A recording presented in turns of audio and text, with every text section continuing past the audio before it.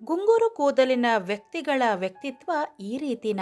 ಸಾಮಾನ್ಯವಾಗಿ ಮನುಷ್ಯನಲ್ಲಿ ಎರಡು ವಿಧದ ಕೂದಲುಗಳನ್ನು ನಾವು ಗಮನಿಸಬಹುದಾಗಿದೆ.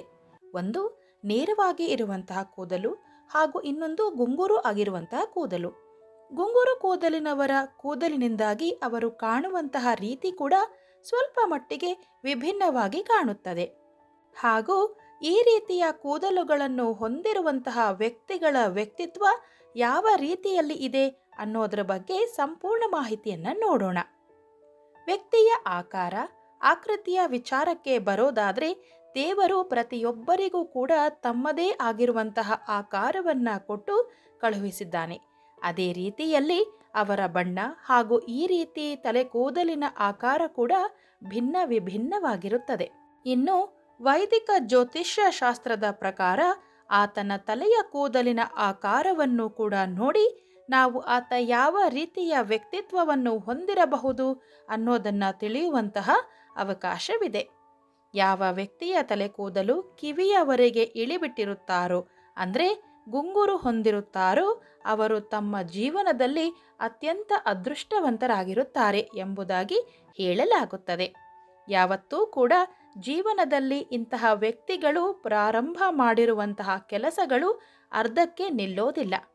ಇನ್ನೊಂದು ವೇಳೆ ಒಂದು ವ್ಯಕ್ತಿಯ ತಲೆ ಕೂದಲು ಕುತ್ತಿಗೆಯವರೆಗೂ ಕೂಡ ಇಳಿಬಿಟ್ಟಿರುತ್ತಾರೋ ಅಂದರೆ ಅಷ್ಟು ಕೂದಲನ್ನು ಹೊಂದಿದ್ದರೆ ಆತನ ಜೀವನದಲ್ಲಿ ಹಣಕಾಸಿನ ಕೊರತೆ ಯಾವತ್ತೂ ಕೂಡ ಕಂಡುಬರೋದಿಲ್ಲ ಎಂಬುದಾಗಿ ಜ್ಯೋತಿಷ್ಯ ಶಾಸ್ತ್ರ ಹೇಳುತ್ತದೆ. ಒಂದು ವೇಳೆ ಗುಂಗುರು ಕೂದಲಾಗಿದ್ದು ಅದು ಹಳದಿ ಬಣ್ಣಕ್ಕೆ ತಿರುಗಿದರೆ ಅಂತಹವರು ಜೀವನದಲ್ಲಿ ಅತ್ಯಂತ ಭಾಗ್ಯಶಾಲಿಗಳಾಗಿರುತ್ತಾರೆ.